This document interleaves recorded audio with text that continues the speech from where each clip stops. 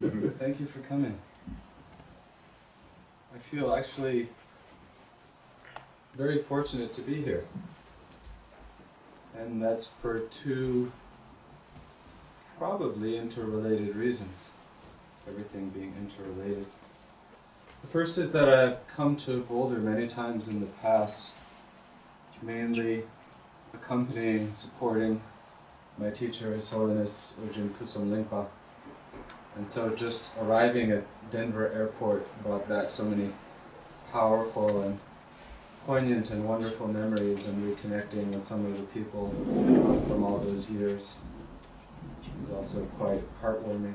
So that's one reason. And the second is that, you can say, there's 15, 20 people in a nice but fairly simple space, and no big deal, just another evening. But when you look at things in terms of causes and conditions, then you can start to share my sense of good fortune about being here, because in this world, when we do things together, motivated by selfish desire or aggression or self-importance or competitiveness, right? Think of all the pastimes that covers, all the kinds of activities that covers, and it's very easy to generate a lot of interest and enthusiasm. But to engage in some activity together that's just motivated by positive states of mind, a genuine sense of inquiry, and motivation to benefit others and to enable others to learn something that might be helpful in their lives, to find all the causes and conditions necessary to do something just for good reasons is actually quite rare and extraordinary. This is a conversation or discussion I have with other Buddhist teachers all the time. Try to do something good, and then you see how all the obstacles manifest, much more so than if you want to just get in trouble. Then it's very easy. And not just that, but of all the literally thousands now, thousands of these kinds of programs that I've been involved in over many, many years in one capacity or another, as organizer, even as translator, as attendant, as teacher, I have to say that the care and effort and thoughtfulness and diligence and good intention that went into making this happen is extraordinary. Extraordinary. Just absolutely splendid out of these thousands of programs. So, before anything else, to acknowledge this wonderful, auspicious interdependence, I want to offer a kata to Honora, foremost among the organizers. Usually this is done at the end, but then some of you may or may not be here, so while we have the most people to witness it, I want to offer a kata of thanks and gratitude to Honora for all of the excellent work and planning she did over many months. And this kata came from Tibet, first offered to me, and then I offered it to His Holiness Karmapa when he was here recently, and he gave it back to me, so hold on to that one. But also Bob and Justin, Rodney, and whoever else helped. And one of the themes of what we're going to talk about this weekend is how Dharma, as we call it, really gives us the most when our interest in it and our involvement, our Dharma activity is about helping others, is about benefiting others. So when you come to the Dharma to get something, that's when you don't get it. And when you're there in order to contribute something, that's when you get it. So that's one of the keys. The topic is the keys to the Minisiddha Path, right? Very strange topic. Just back to interdependence for a second, because I think it's a really important point, and it's worth discussing a little bit more. You think about Tibetan Buddhism and all its history and all its traditions and the thousands and tens of thousands, hundreds of thousands of people who've practiced and benefited from it for more than 1,000 years. You think, how did it start? How did it start? It started with just a few individuals making the journey from Tibet to India, or making the journey from India to Tibet even several times, undergoing unbelievable hardship because they were so dedicated to receiving these teachings and sharing them with Tibetan society. And by going to India and offering all and the best of what they had, meaning their years of their lives, just making the journey and undergoing hardship, and then bringing mandala offerings, as we call them, of gold and silver, or just whatever was most valuable. Those kinds of offerings created the auspicious circumstances for everything that followed, where there's a good beginning with all of the right motivation, effort, connections, interdependence, then so much can follow from that. And so you can see all of the magnificence and complexity and beauty of the whole history of Tibetan Buddhism is really starting with just a few individuals having a very pure motivation to learn and to benefit others. And so when you have that, those are the most important things. So if we have that, there's really no telling how far it will go.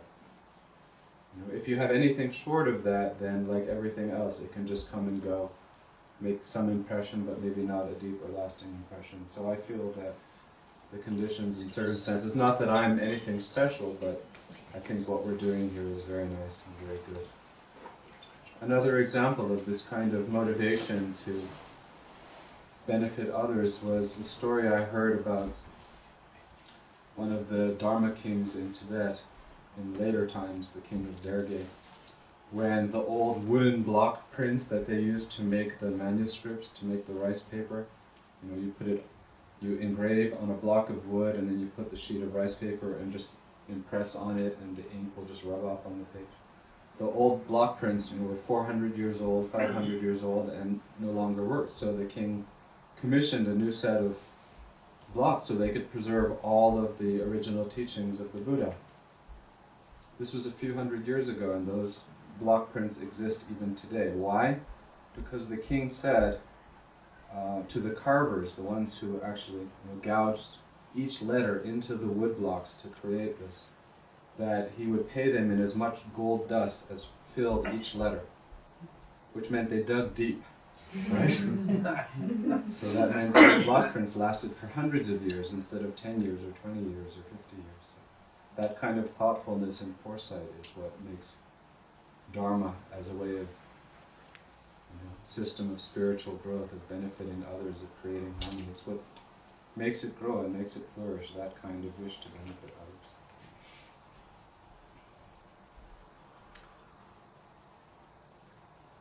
Just a word then about the title, Keys to the Minisiddha Path. How many people here have heard the term Mahasiddha? Mahasiddha. Maybe less than half. Okay. Path is clear, right? Path. It's not really, but let's pretend it is. Keys to the Minisiddha Path. So there's this program or this enterprise we call Traversing the Path to Enlightenment.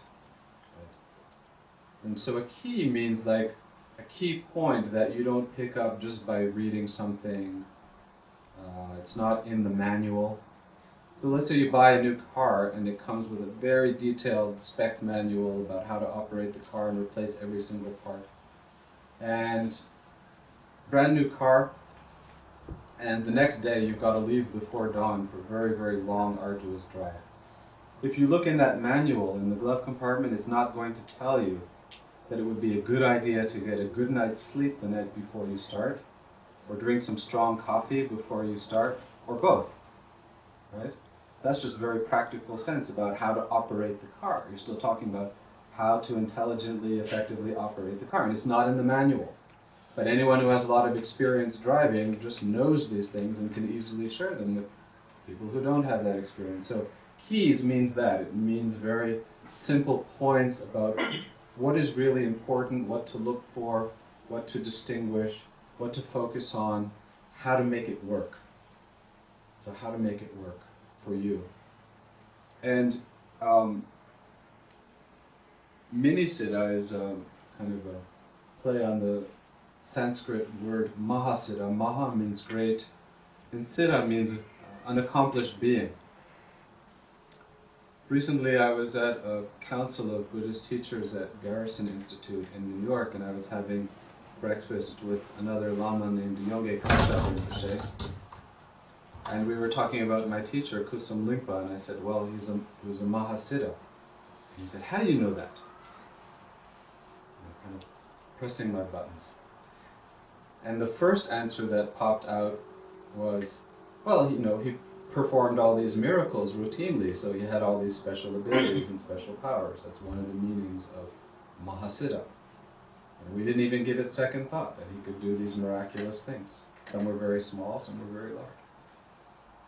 Then I thought more deeply about it, took another moment, and realized that the real siddhi, the real attainments or accomplishments in Dharma are powerful bodhicitta or genuine heartfelt wish to bring others to a state of sanity, awakening, liberation, enlightenment, whatever you want to call it. The wisdom to know what it's like to be enlightened, having it be your own experience, and being able to communicate or share that skillfully with others. That's real Mahasiddha. Even more deeply than that, Mahasiddhas are who they are because it's more a description of their internal state of being. Not something, you can be with a very realized being, the Dalai Lama or the Karmapa or Kusum Lingpa or many others, and you just feel differently around them. Something in you is inspired or wakes up. And you know there's something very special or very different about that person that is rubbing off on you. It's like you've been locked indoors all day and suddenly the door swings open and there's the sunlight and you feel warm. And you just know what it's like to feel warm. No one has to explain it to you. So being around realized beings is something like that. But it's really more the result of who they are internally. That is, how they experience themselves, how they experience reality, how they experience the truth. And one formula we can use to describe this, which we'll go into more over the course of the weekend, is to say that for a Mahasiddha, what we call view, which is how they look at things, how they experience things, view, and meditation, and conduct, how they engage the world, are all really one and the same thing, or all part of a seamless whole. So there's really no distinction. Who they are and what they are and how they act is all just one thing, one way of being enlightened in the world.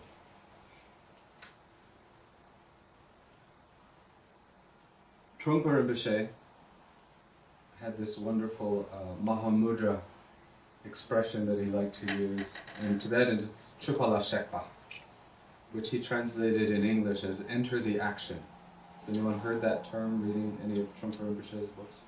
The Mahasiddhas entered the action, talking about the great Indian masters like Tilopa and Naropa and others.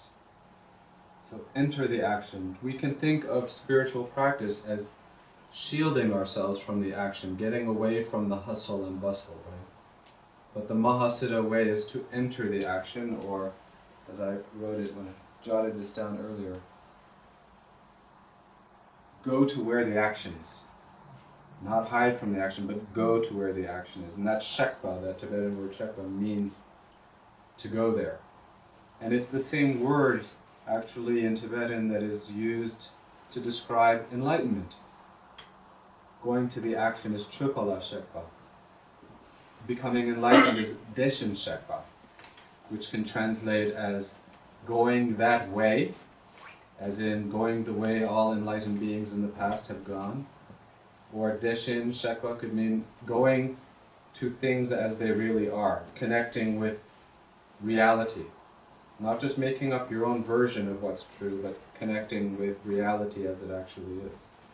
And another term used to describe that is dewar shekpa, which means going to bliss, or going blissfully, which describes the same thing. So in short, the Mahasiddha path is about how you fully engage life from an awakened perspective and how that impacts everyone and everything around you. So that's Mahasiddha, and Minisiddha is us.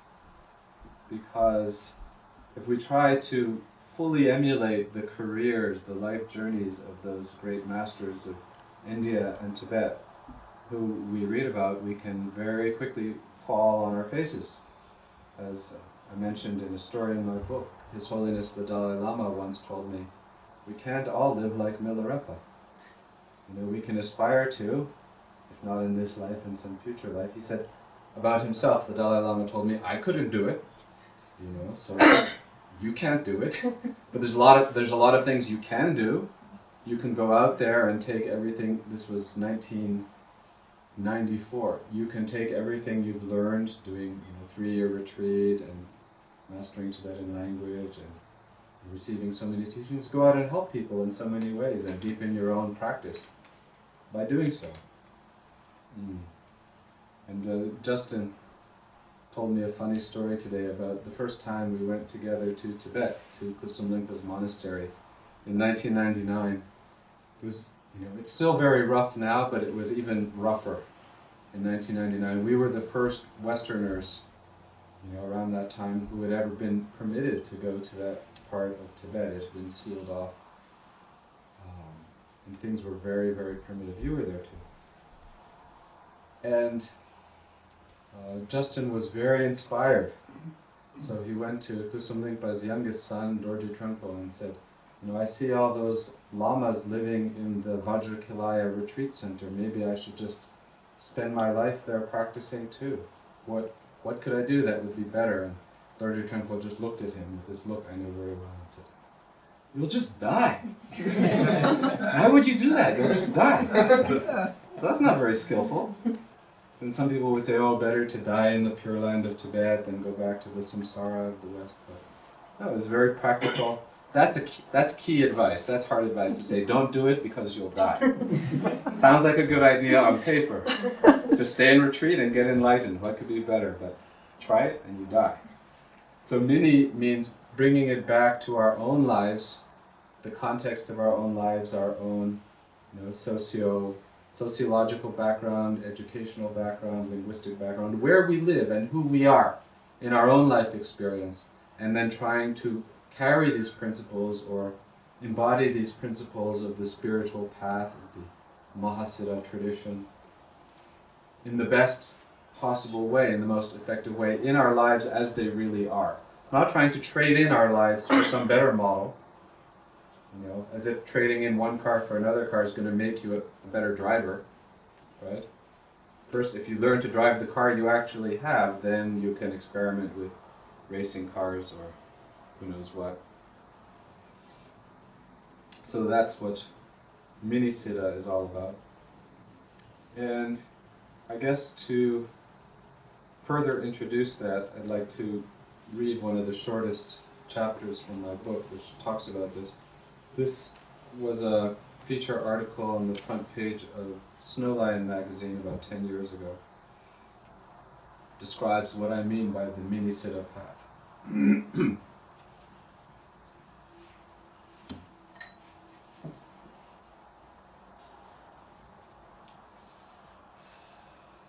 Let me know if I'm throwing too much Sanskrit and Tibetan at you. Just feel free to stop me anytime. The great 19th century master, Jamgon Kongtrul Lodrithai, that's just a name, you can't object, in several of his writings, berates practitioners who believe they can immerse themselves in the worldly dharmas and at the same time practice the essential points of the spiritual path. And yet no less an authority than the Indian Mahasiddha Talopa reminded his disciple Naropa nearly 1,000 years ago that it is not the appearances of the world that enslave him, but rather his craving for them. These seemingly conflicting admonitions reflect the monastic and Mahasiddha paths respectively. Maha means great, and a Siddha is someone with siddhi, or spiritual attainments. Being a great Siddha means being able to take on anything at all, any type of situation or experience, without flinching, and immersing oneself or even reveling in it without harm. The apparent tension between these two approaches is a source of great concern and self-doubt for many Western Buddhists.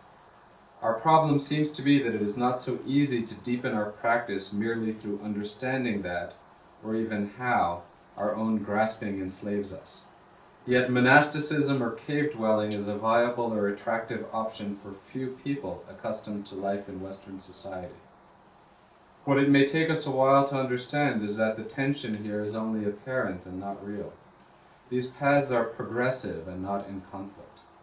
Many of the greatest Mahasiddhas of the East entered that path only after long and distinguished careers as scholars and paragons of monastic lineages and institutions. And while others did manage to find the essence of the teachings through, to put it bluntly, profound and sudden shock, that level of shock is something to which few of us are prepared to be exposed, without progressing through a graduated training. Many of us know that the great Tulku Rinpoche, founder of the Shambhala organization, had strong insights about the balance between monastic-style renunciation and yogic conduct, and set about creating an entire social and cultural framework for a sane society. His goal was to forge a community of practitioners integrated seamlessly into Western society at large. His was a noble experiment from which thousands and thousands of students have benefited, and the experiment continues. At the same time, it's clear that whoever lacks a firm foundation in the contemplations that reorient the mind towards the Dharma, like the precious opportunity we have now to practice impermanence and death, cause and effect, defects and shortcomings of conditioned existence, and who lacks heartfelt sorrow for the plight of suffering beings, or insight into the nature of awareness that permeates and yet is unstained by thoughts, will continually be frustrated and disappointed by the results of so-called combining practice with everyday life. It seems few, if any, Western practitioners have attained much freedom from their obscurations so far, through long hours of hard work, hard drinking, romantic affairs, shopping, movies, sports, music, and surfing the internet. So as not to paint too one-sided a picture, it is perhaps equally clear that when, for the sake of practice, we try too hard to isolate ourselves from the experiences and challenges of this busy society, we can easily end up feeling unbalanced, if not unable to cope. That's not particularly skillful, as little support exists in our society for mendicant yogis with long, dirty fingernails. I'm sure it was not a unique case when my friend Andrew was committed for psychiatric observation because he tried to walk out on society. Our conditioned attitude is that begging is begging, and renunciation of social norms is deviant, and sometimes we're right. So we're all challenged to become more skillful at weaving a role for ourselves into the fabric of society, no matter how devoted we are to practice, to become, for the time being, and for lack of a better term, mini-siddhas. Over the years, so many Dharma students have expressed to me the feeling that their daily activities are impediments because they crowd out the time and sap the energy needed for practice. What each of us who has ever felt this way really means, I suspect, is that we find ourselves unable to work effectively with our own experience while immersed in these activities. So it's not the activities themselves, but how we experience what we're doing, and that's a key that we will come back to over and over and over again. Rather, we fall helplessly under the power of distraction and ingrained patterns of thought and speech. We get so emotionally and conceptually invested in our busy lives that we then feel a craving for release, for distraction, to compensate for the effort and the tension. It turns out that while we're caught in this kind of cycle, no amount of good advice on skillful methods for using daily life situations to enhance our experience of mindfulness, devotion, compassion, pure vision is of much use to us. We know that we need to rely on such methods, but somehow we just can't. Right? Anyone had that experience? Not Justin. But we can take our feelings of discouragement and turn them around by cherishing and cultivating the key recognition that is at their core. If we feel discouraged, this means we have at least remembered that there is something important that we have forgotten to do. And so the quality of recollection, a key point of practice, is already there. This is a simple but extremely crucial point. If we want to remember how to use daily life experiences to enhance and deepen practice, first we must remember to do so. We can call this indispensable first step recollection. Recollection means stepping back within our own minds over and over again to take stock, to take a good look around, checking in, as it were. This is, unsurprisingly, very much like what we do from moment to moment in applying mindfulness in the basic practice of calm abiding meditation. This quality of inspection in Tibetan is called drenpa, which means, in essence, remembering what we are supposed to be doing with our minds in any given moment. Remembering what we are supposed to be doing with our minds in any given moment. Once drenpa has occurred, we next have to apply sheshin, which means presence of mind, or remaining aware of what we are doing as we do it. Finally, bakyud means the quality of not losing track of what we are doing by remaining vigilant or careful. So there are really three phases of the same thing, the same quality. Yes? Could you read that again, starting from the definition of drenpa? You read it. Okay, I don't have my glasses Might on. sound better or different. Yeah, this paragraph. Yeah, I can take off my jacket. Gotta be careful what you ask. Recollection means stepping back within our own minds over. Is that right? Next one. The quality of inspection in Tibetan is called drenpa, which means, in essence, remembering what we are supposed to be doing with our minds in any given moment. Once drenpa has occurred, we next have to apply sheshin, which means presence of mind, or remaining aware of what we are doing while we are doing it. Finally, bakye. Bakye? Mm-hmm. Is the quality... Too. is the quality of not losing track of what we are doing by remaining vigilant or careful. Okay. Take the example of rock climbing, something people in Boulder can relate to, right? As we climb up I've only done this once, so who am I to speak? As we climb up the face of a cliff, first we have to remind ourselves that this is potentially a very dangerous activity. And so we had better be mindful and pay close attention rather than allow our minds to wander away. Next, we immerse our attention in the activity as it is happening, noticing each handhold and foothold in the moment. Finally, we stay on guard as potential distractions arise so that we don't get literally carried or blown away. Before we can sustain the continuity of this practice when we are not in an isolated practice environment, we need to strengthen, to reinforce our sense of appreciation and conviction that we can and must practice in each and every moment. Not at some other time, but in each and every moment. Because what other time do we have? This is simply building a habit of recollection in all activities, or as the meditation instruction manuals tend to call it, maintaining the continuity of awareness between meditation and post-meditation. Once we remember to apply skillful techniques we have learned to daily life situations, it turns out that the work is at least half done. Our toolkit is open and we have already reached in. It's a simpler matter then to pull out the right tool. That we know already how to do or can easily learn from a qualified teacher. That's why the first among Gampopa's or Longchenpa's famous 4 dharmas, which means in this case 4 spiritual principles, is the aspiration that one's mind follow the Dharma. Only if our minds follow the Dharma can the Dharma follow the path, and the path begin to remove our confusion.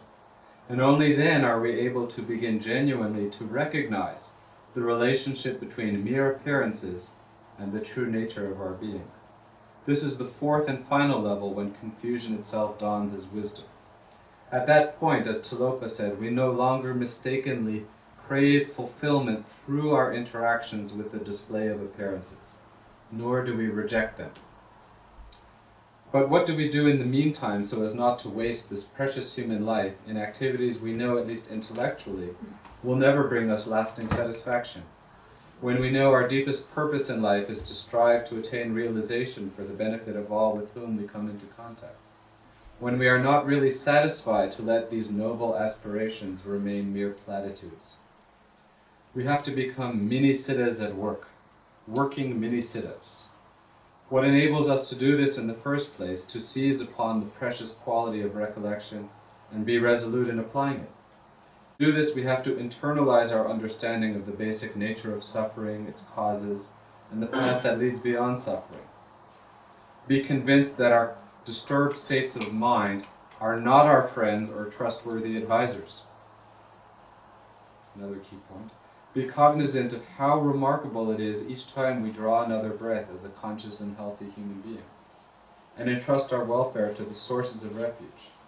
If we persist in the seemingly hard choice to trust the teachings more than we do our own habits and conditioning and opinions, more than our own coping skills, more than our cleverness or sweetness or seductiveness, then our minds genuinely become joined or fused with the Dharma itself. At first, this requires deliberate and repeated contemplation, but as the Buddha said, through imitation we become conditioned to what is real. This gets right to the heart of the matter. I don't know of any teaching of Buddha Dharma that is more ignored or rejected by Western Buddhists than the instruction that the preliminary practices are more profound than the practices that follow, the so-called main practices. It doesn't seem to matter that the great Sakya Pandita or the Drikung Chapgun or any other great master said this. We just don't believe it, or we don't want to believe it. We think they're just having us on, or are speaking in a provisional or expedient way to a specific audience to which we do not belong. Sooner or later, however, when we appraise ourselves, we each must admit that to make real progress in reducing the intensity of our disturbed mind states, to experience deep compassion for beings, and to maintain an unfabricated connection to our own basic clarity, we need a strong foundation in practice.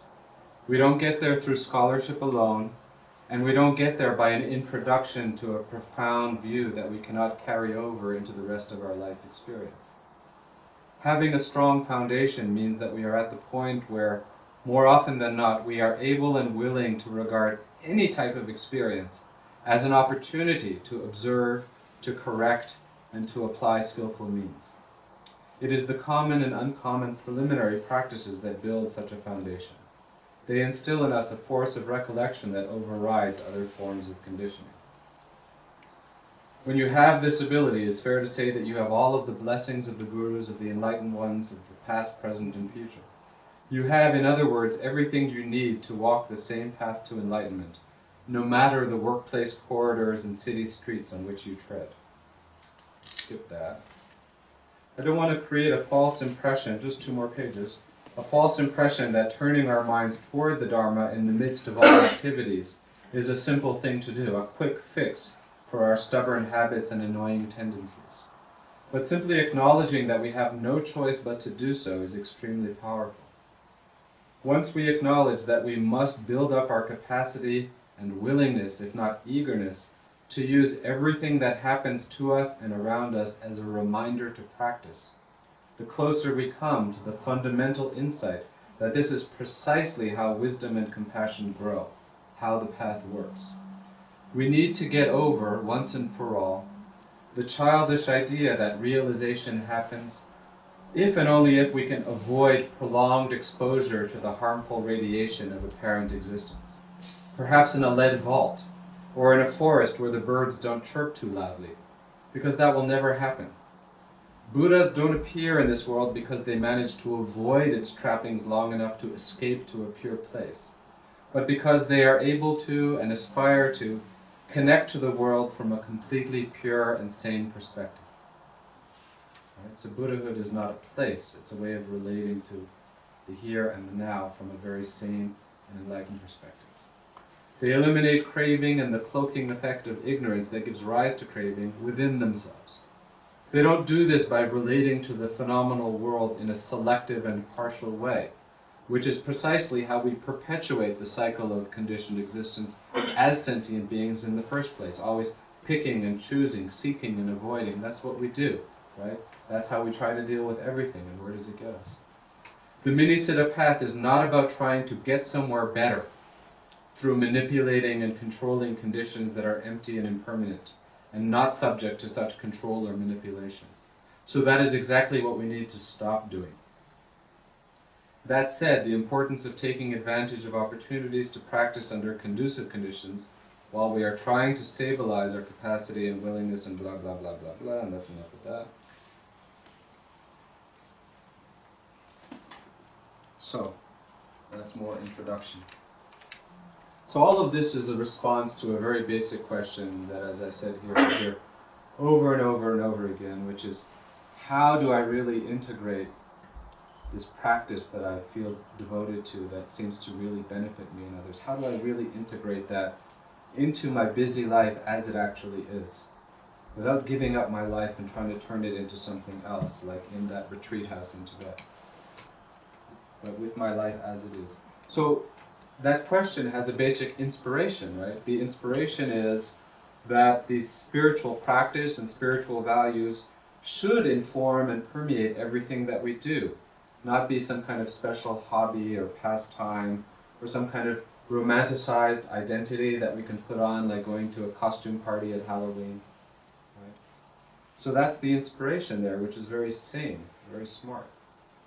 But what's the challenge? The challenge is that for us, trying to figure this out, practice and our busy life seem to have some kind of fundamental conflict or tension. We feel that it is our own lives that are preventing us from practicing more deeply. Or even worse, we feel our practice is preventing us from living. That's kind of sad. That life as we live it and the practice we may want to do cannot get along. It's like trying to force two magnets with the same polarity together. Or like trying to sign a lasting peace treaty between Israelis and Palestinians. And you just have to keep going back over and over and over because some resistance comes up and then there's no final settlement, no final agreement. So there's all this deals and promises and compromises and negotiations. Does this sound familiar? Like if I sit for 15 more minutes now, then I can have my cup of coffee, or if I don't do it now, I'll do it tonight. And all these things we go through every day trying to figure out how to make practice work in our lives. So what's the solution? Well, this is what's really special about Tibetan Buddhism, because Tibetan Buddhism is the whole smorgasbord. As Tulku Rinpoche said last weekend in Massachusetts, it's like the world's greatest Chinese banquet. There's some of everything, and way too much of it. So that after the first 18 courses, you have to sneak off to the bathroom and throw up so you can come back to the table and keep eating. That's Tibetan Buddhism. There's just way too much of it. But while Tibetan Buddhism is built on the foundation of the general teachings and inspired by the great approach of Mahayana, its heart and soul are these special methods of Vajrayana, which are entirely about using intelligence, diligence, skillfulness, insight, interest to make everything in our lives practice. It's called in Tibetan Lamdu Charwa, which means taking it on the path, bringing it all along, taking it with you. Taking life experience as the path or onto the path. Another nice expression I mentioned in here in the reading, it's called Nyamje Yerme, or the inseparability of so-called meditation and post-meditation the rest of the time. There's really no distinction because you bring your mind with you everywhere, all the time anyway. So it's not like your meditation is only in a particular spot that you've designated and roped off, right? And we hear the word Tantra. What does Tantra mean? Another word for Vajrayana, Tantra. Tantra means that the practice is continuous. Again, it's connected with everything that we do and experience. Nothing is out of bounds. Nothing outside of us or inside of us is disqualified or not fair game for spiritual practice. Sleeping, eating, pooping, everything. Secret mantra, another term we hear, secret mantra, means that no matter what is going on within us or around us, internally, within our own experience, within the domain of our own experience. We can maintain a certain view, a certain awakened viewpoint, motivation, and remember to apply skillfulness to every situation. So that's kind of interesting because that's not visible, as we said earlier, that's not visible to anyone else. That's how you look at things, and how you experience things, how you respond to things, how you deal with things, whether or not you remember and choose to apply some skillful spiritual method to a situation that you're dealing with. So it's all up to you. So that was kind of the insight of Yongey Kachab when he was teasing me about how do you know someone else is a Mahasiddha? Because it's a very private kind of experience, except it shows. It shows in everything, but his point is valid. In 1994, at the Shambhala Center here in Boulder, which might have been called something else, then I'm not sure. Maybe it was already the Shambhala Center. One of the first teachings that Kusum Lingpa, my teacher, gave in the West was here, and he was talking about meditation. And he said it's really important for all you guys to understand that meditation is not like looking for a shady spot under a tree to sit and relax, to get away from the sun, to get away from the wind, to hide out from everything else that you're doing. It's not taking a break from anything. So if we want, his point is, if we want liberation, if we want to discover some deeper connection to reality through meditation practice, then it's about being right there with what is happening and not retreating or withdrawing, avoiding, separating. Rather facing everything that we see, everything that we experience, seeing through whatever we see, seeing into the true essence or nature of all of our experience. Not escaping from the facts of life, from our lives, but being liberated while immersed in life.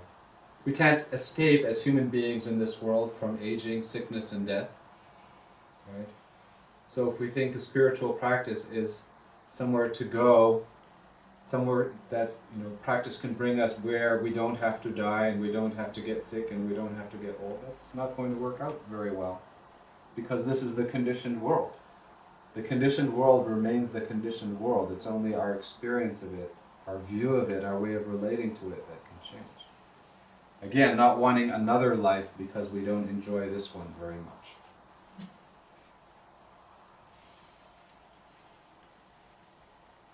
Tibetans call spiritual practice and spiritual values chu. It's from the Sanskrit word dharma, which we've all heard maybe. But chu has many meanings. It means how things really are, the chu or the chunyi, how it really is, in a very empirical, immediate, direct, pragmatic way. And it also means, as I mentioned before, spiritual principles, how you live your life. So to live spiritually is to live in the Dharma or with the Dharma, with chu. And chu also means refinement or correction, like making a course correction, always trying to keep reorienting ourselves in the direction that we want to go. So again, not changing things from the outside so that we can feel differently, feel better, feel more comfortable and safe about this ever-changing, threatening world, but to not controlling or manipulating the conditions of life that we deal with, not about getting to a better place or achieving a certain experience and then holding on to that experience. That's a very common way of misunderstanding the spiritual path in Buddhism, at least. Trying to generate a particular experience that feels more awake or comfortable or thought-free, clear, and then just stay there forever. That never works out, and it actually becomes a big obstacle. So many of these points we'll discuss over the weekend and get into some very, very practical exercises about how to work with these points, how to actually start to get a feel, a flavor for how to work with some techniques that will heighten mindfulness and give us a different and saner way of looking at different experiences that we have from day to day to make them part of our spiritual practice and not feel like threats or dangers or impediments to our spiritual practice. So So again, just the keys, the key points of how to actually do it, how to drive the car and get to where you want to go. But as the chapter said, one of the key points is remembering your mind. Remembering to remember your mind. Using the situations and emotions and thoughts that are tough to deal with as themselves reminders to look at your mind. Right? That's a really good one. Is this really possible? What do you think? Is it possible? A few very conservative nods. No. Yeah! One is like, it's too late, it's Friday night. Yes, it's possible. Let's cut to the chase. Because the nature of mind, in fact, is to know itself. At every moment, whatever experience we're having, through the senses, or a thought, or an emotion, or a sensation, at the same time, we know that we are having that experience. Those go hand in hand. Those go together. It's what we call connate, or co-emergent. So the experience and the knowing that we are having an experience are happening as one and the same thing. So that means that mind is by nature aware that it is aware. And when mind remembers to be aware that it is aware, then everything becomes possible. Awareness is always able to recognize itself in the midst of, spurred by, challenged by any experience that is happening. It's able to do so. Whether or not it does so is the key question. That's really at bottom when you think about it more, and as we talk about it and work with it more, you see this is the key to the whole exercise. There are two aspects to mind: the relative conditioned mind, the yak mind, and its unconditioned nature. The unconditioned nature is the source of the conditioned expression. This is the key teaching of the Minisiddha and Minisiddha Path. It's not found in the general vehicle of Buddhist teachings. That is, we can be and are aware without necessarily holding any particular thought in our minds. But we can't have any thought or any kind of experience unless we are already aware by nature. So that's the relationship, that's the priority. So awareness in itself cannot be programmed or conditioned. For that matter, even the conditioned part of our mind is not truly conditioned, it's only conditionally conditioned, or provisionally conditioned. In Tibetan that's called lobor jidrima, and it's translated as temporary or adventitious stains or defilements, but that's what it means. Because the source of everything conditioned is the ultimate. And the ultimate is not conditioned, so even the conditioned is only conditioned. So spiritual practice, again, to come back to this point, is about remembering that outside events and conditions don't blindly cause us to feel a certain way, because we are not machines. It's not like you put in the input and you get the output, and that's just it. The mind is not a machine or any other kind of object. It simply knows, and knows that it knows. So as soon as we resolve, we recognize this and resolve that we can perceive and respond to the contents of our experience differently, more sanely, wisely, compassionately, then we are engaged in spiritual practice. We are on the Minisiddha Path. You can even call it, in a very conventional term in Buddhism, we are involved in mind training, training our own minds. We're working with our own ideas about, perceptions of, and responses to what is happening in us and around us.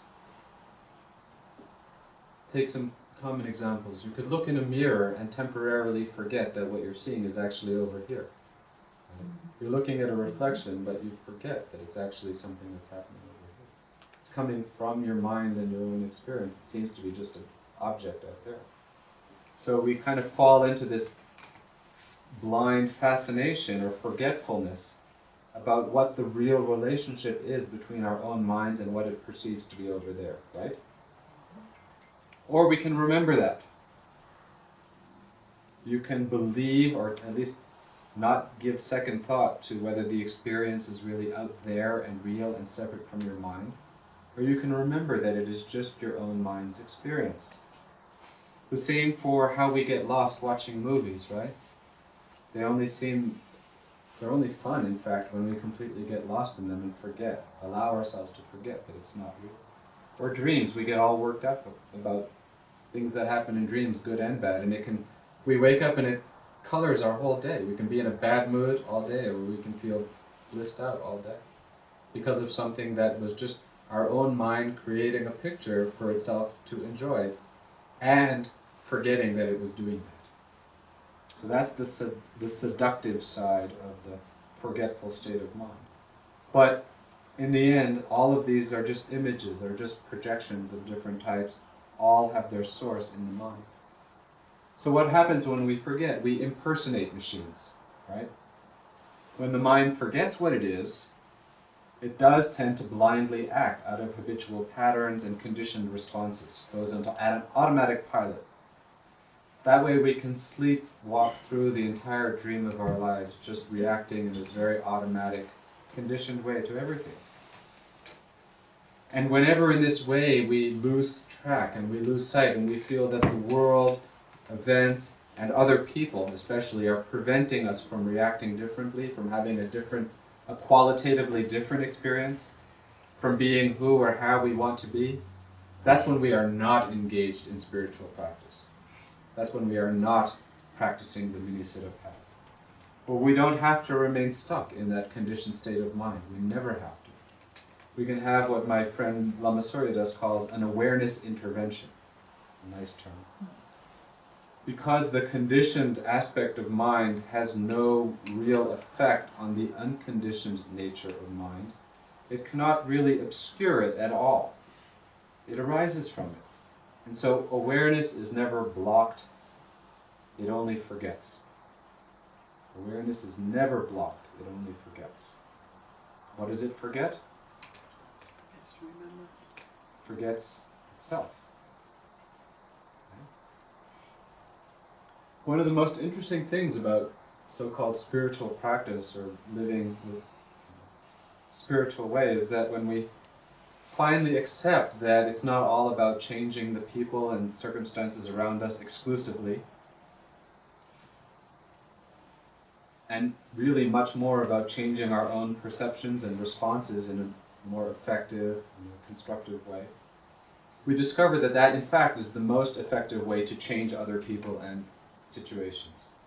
When we make it about changing our own perceptions and responses, that's when we generate a different effect and are more likely to get the result that we're looking for in working with others, in working with situations, in working with different environments.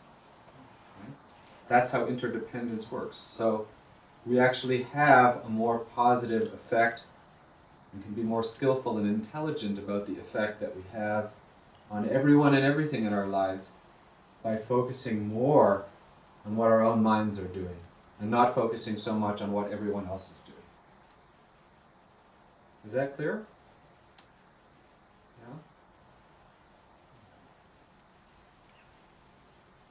The oldest story told by Western Buddhist teachers is about the person who goes home from their first meditation retreat, some young person in college, and goes to their parents and says, "From now on I'm a Buddhist and you have to accept my new identity as a Buddhist." And the parents go, "Oh, who do you think you are? And you're better than us. And what's wrong with this tradition in which we brought you up? And why are you rejecting us? Is this just rebellion?" And blah, blah, blah. But when that person practices and starts to get to the heart of what so-called being a Buddhist is about, and they change for the better, then the parents come back and say, "We hated you when you announced that you were a Buddhist. That was just too much to deal with. But we really like you just being different in the way that you are. So just keep doing that. Don't have this identity. Just be differently. That we really like." Can I ask a question? Yeah. From what I gather, obviously, so when we focus on our own mind and train our mind and remember to remember, that's how we can relate better to the world around us and to people around us. Good. And how does that, and you said earlier in the talk that entering this path, if we're entering this path for ourselves, we're not going to get it. But if we're there to contribute to others, that's the way to get it. So it's Well, these that's two, at odds. yeah, or I get that. I said them in different contexts, but it's Sure. good to bring it up because Yeah. there's kind of an evolution. Sure. And this is something that tomorrow, especially in the morning, we'll talk about a great deal, which is, usually our initial motivation or inspiration for looking even for a spiritual teacher or path or practice is that we're in a lot of pain. Mm. We're in suffering and we don't know how to deal with it. We try all of our usual strategies and they tend usually to just make things worse. So we're prepared, we're finally willing to try something different. So it's very much about me and my life and my pain and my suffering and give me something that will help me. Mm. But as you learn more and you get it and you start to practice, then you start to understand some very fundamental things about where your pain and suffering is really coming from and why all of your past strategies for dealing with it were relatively unsuccessful. And it has a lot to do with understanding that you are not just this monadic, separately existing individual, but you are part of an interdependent exchange of life, of consciousness on so many different levels, in so many different ways. And you start to understand interdependence more, and it becomes harder and harder to separate your personal well-being and happiness from everyone else's. It starts to make less and less sense to look at the world that way. So that's as you start to progress on this path. So that's what we'll talk about more tomorrow and really explore that, because it's a very important point. Okay, thank you.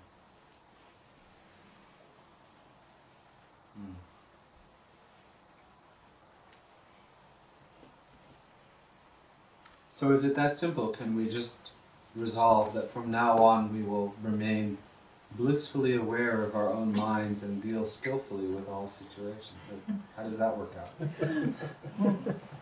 Can we just decide that, okay, from now on I'm going to be a better person, a more spiritual person, and everyone will love me so much more? I'm just going to stay attuned to the true nature of my own being at all times. Open, clear, cognizant, compassionate. Turns out to be kind of difficult to just remain within the recognition of the unconditioned, unfabricated nature of mind, of being.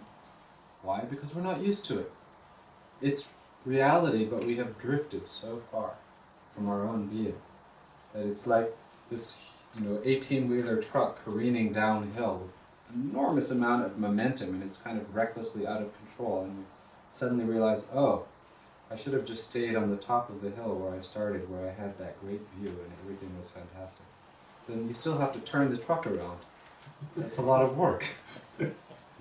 You can look over your shoulder and remind yourself, oh, that's where I really am. That's who I really am. Look back at your own mind. Oh, yes, I forgot. But the habit of looking out, of chasing experience, of picking and choosing, of hoping and fearing, avoiding, controlling, manipulating, expecting, being disappointed, those habits, those conditioned responses are so strong that we forget that that's not necessary. We just take them for granted. And so changing course, reversing course, takes a lot of work. It takes work to actually be more positive, compassionate, kind, and wise. Not because it's not our nature, but because we've forgotten. So we do it by relying on cause and effect, by relying on how things are actually related, on causes and conditions. That if you put out good, you get back good. If you put out bad, you get back bad, right? You put out anger, you get back fear and suspicion and anger. You put out warmth, you get receptivity, interest, warmth in return. So this is all working with cause and effect. We can't just skip ahead that quickly and easily to the unconditioned nature. We don't have to create it, but we need to remember it more and more consistently and clearly and deeply.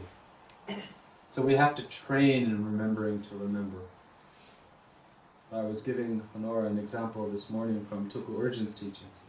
You kind of remember, and then you forget. Remember, forget. And Tulku Urgent's example was like when you learn to write the alphabet. You know, a very basic skill. At first it requires so much effort. You know, when you're 4 years old, 5 years old, you don't even know how to hold the pencil and your hand gets so tense and you go above the line and below the line and one line is too fat and one is too thin. So much work, and it seems like every moment you have to put so much effort into making it look like the one on the blackboard. And you do it over and over and over again. It's an exercise, right? Working with cause and effect, conditioning your body, your energetic system, your attention, your mind, to be able to master this skill. But then, you know, now you walk up to someone and they say, "Oh, you're famous, can I have your autograph?" Do you think about moving your hand? Do you have to make some special extra effort to remember how to do that? Because the circuit is open, the circuit is open. So it's kind of like that. It's not a perfect example, but it's an interesting example. So the causes are the spiritual practices and techniques that we employ, starting first and foremost with this remembering to remember to, that it is our own minds experiencing something, put it simply. So we rely on conditioning to go beyond conditioning. The Buddha calls this the reverse 12 steps of dependent origination, a technical term of Buddhist epistemology. Calls it the truths of the path and cessation in terms of the Four Noble Truths.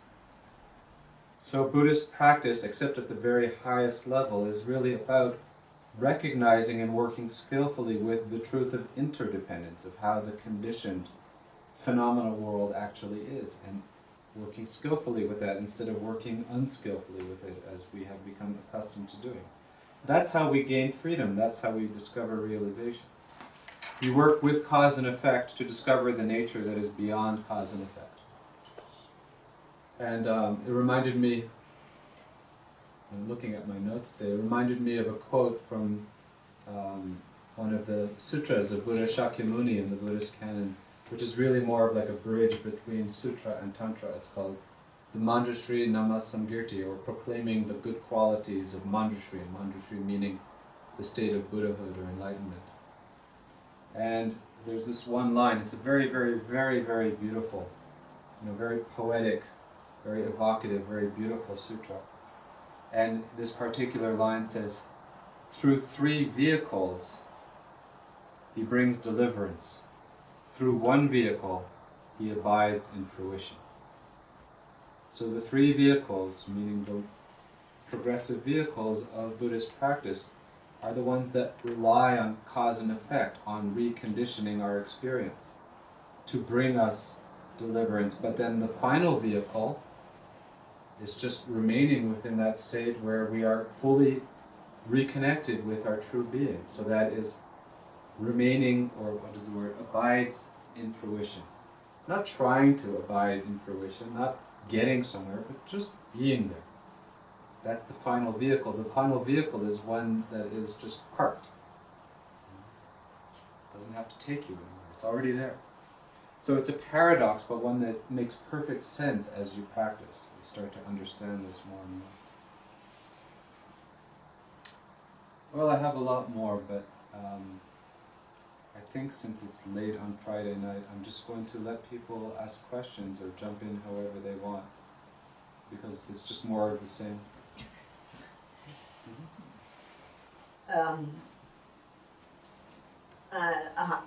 I'm not sure of the question, Okay. but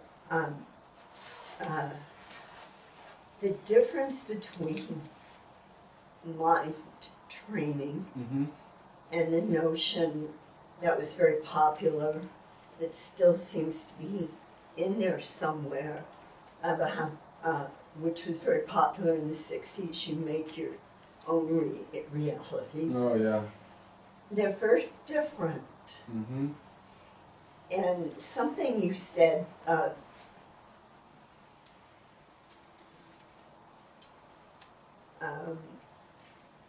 can't quite remember, it got me thinking that was being implied again, that you're making your own reality. Got it, I get it. Okay. And that's one piece. Well, let me respond to that piece, Okay. and you hold on firmly to that other piece before it slips into that space where it came from, whatever that is. So it was actually the last thing I was going to say tonight if I was going to go on and on a bit more.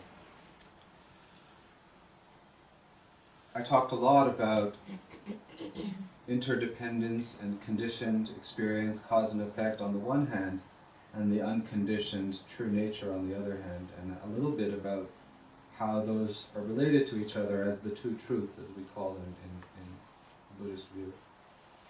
So one point that I wanted to raise, just because I think it's useful, and I've done this with many audiences in many different contexts, is, we have this, you can be in the Bay Area in California or New York City, and this whole 100-page circular newspaper comes out every month listing 500 different spiritual techniques, retreats, methodologies, programs that all promise some kind of wonderful payoff if you spend however much money it takes to get to that point.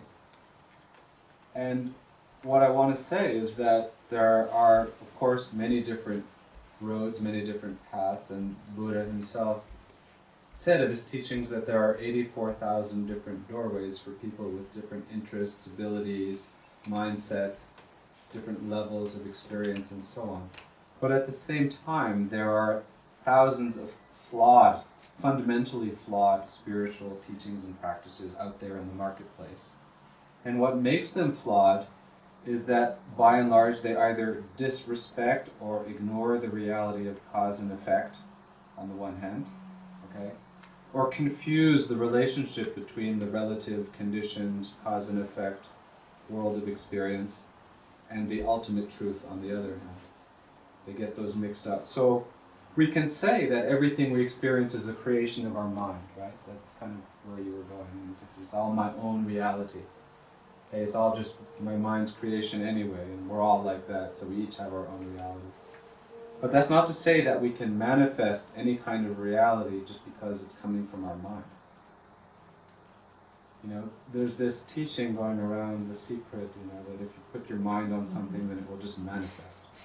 Like if you wish correctly to get a brand new Cadillac, then it will show up in your driveway one day, because the power of the mind makes it so, makes it real. That is just completely confusing the two aspects of reality, the conditioned and the unconditioned. Wishing is very powerful, the power of aspiration. When we direct our minds to something, then that really starts us going in that direction. So that is incredibly important. So you can aspire to be a good athlete. But just saying, let it be so, is not going to make it happen. It's going to motivate you, that aspiration, to get up in the morning and do your training regimen and doing it every day, whether you feel good or don't feel good, whether it's sunny or raining outside. So all of the causes and conditions, the execution, the implementation still has to happen.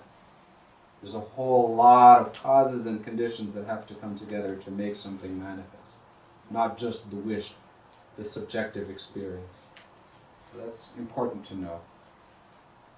So the secret, the real secret of spiritual practice is that other than remembering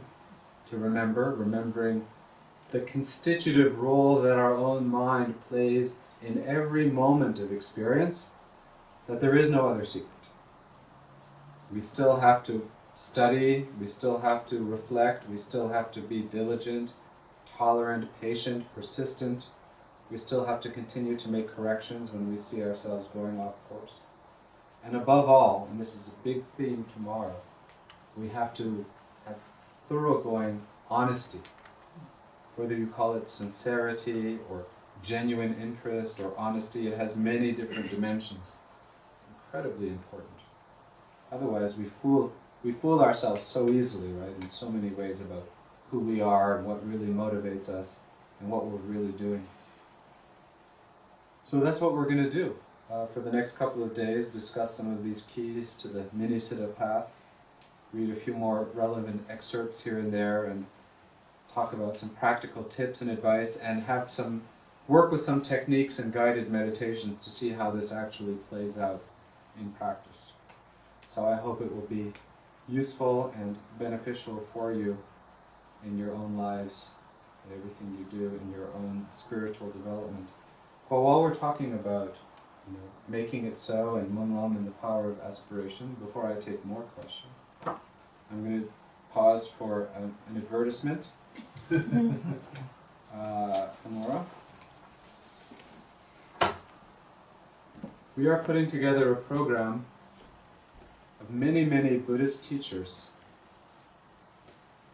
men, women, Tibetan, Westerner, American, European, ordained, not ordained, scholars, simple practitioners, from all of the traditions of Tibetan Buddhism, to come together next year and put our minds and hearts together to aspire for and to build together a real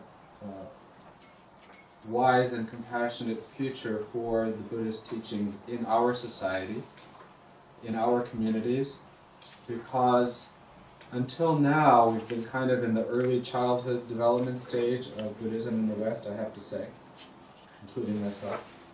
And everyone's kind of doing their own thing in their own little worlds, in their own little pocket universes.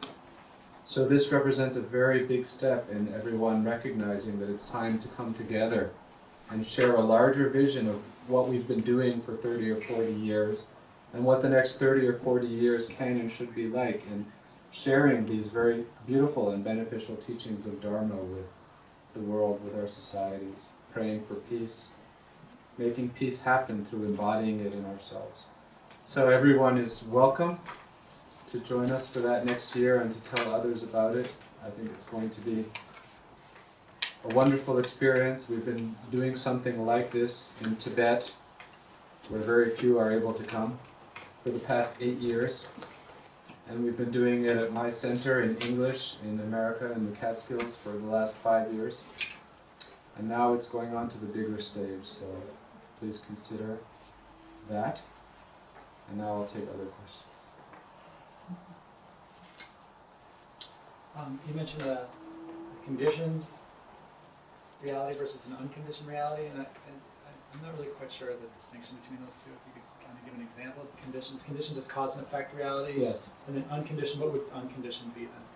Unconditioned means when the awareness, which is the nature of your mind, which is just not a thing, not an object, not a particular state, not a particular experience or emotion or thought, but just the state of being aware naturally.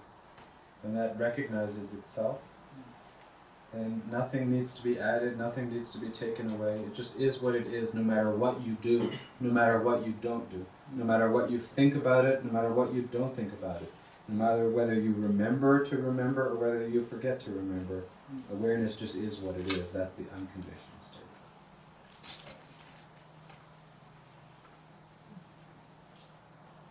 What was the second part of your question, young lady? I was really tickled in the Chicago O'Hare Airport yesterday when the person who sold me my hummus sandwich said, "Enjoy your lunch, young man." I haven't been called that in a few years. Go ahead. You were talking earlier about when, and this is the part about making reality, that you were talking about when you're abiding in the unconditioned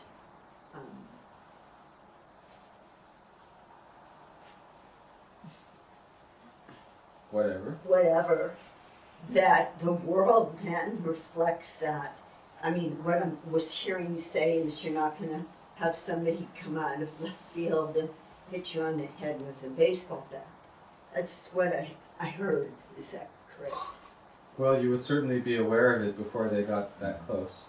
The point is, you are completely aware. You're not unaware. Well, you are fully aware. What You're not missing anything. You're not blocking anything out. Your senses are still working. Right. Everything's working. But what I thought I was hearing was that if you're in this place, nothing, negative or aggressive is going to come to you. It's not a place. Huh? It's not a place. Whatever you want to call it. Okay. I mean, but No, That's what- aggression can come to you. Yeah. Anything And can come okay, to the you. next piece Mhm. is then that contradicts. Okay, so the aggression comes to you. That's not a reflection of your being. It's just there. Not exactly. Because the way you experience what you have called Negative. someone coming at you with aggression, you have the power still to transform. Very simple example. You can say, that person really hurt me, right? Or in response to exactly the same situation, you can say, that person is really suffering and doesn't know how to deal with it. Okay. Others?